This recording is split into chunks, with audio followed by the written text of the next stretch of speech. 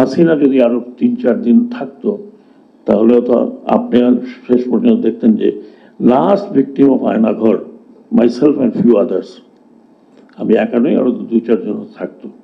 5 তারিখেও আমি বের হয়েছিলাম, বৃষ্টি হচ্ছিল অন দ্য রোড।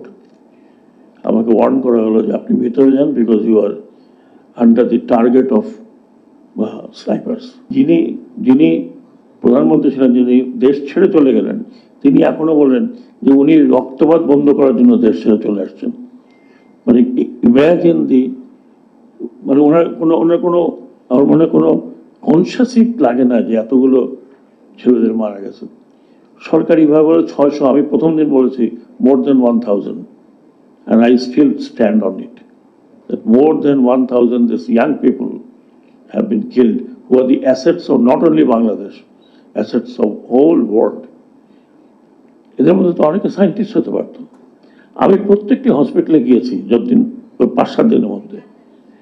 যারা তো শহীদ হয়েছে, যারা সারা জীবন অন্ধ হয়ে থাকবে, বিকলাঙ্গ হয়ে থাকবে, তাদের কথা একবার চিন্তা করেন। I have seen young people, 15 বছর, 16 বছর, 17 বছর, আমার এখনো চোখ দিয়ে পানি বেরোয়। তাদের দুটো চোখই নাই, অন্ধ, মানে অন্ধ হয়ে গেছে।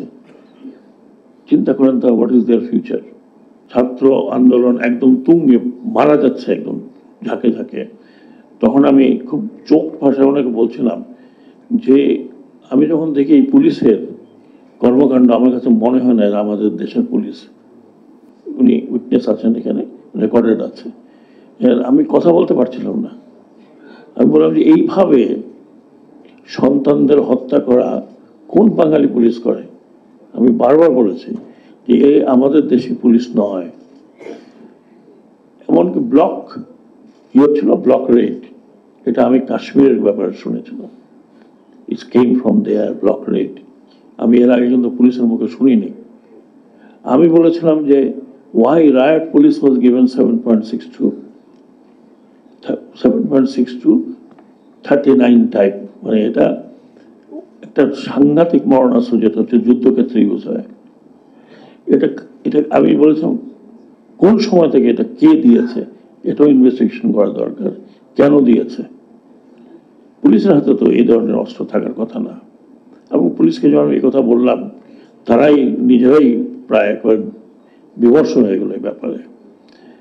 আমি বলেছিলাম যে পুলিশের অস্ত্র কিভাবে সিভিল পোশাক পরা লোকের হাতে গেল, এটা একটা বড় ইনভেস্টিগেশন হওয়া দরকার।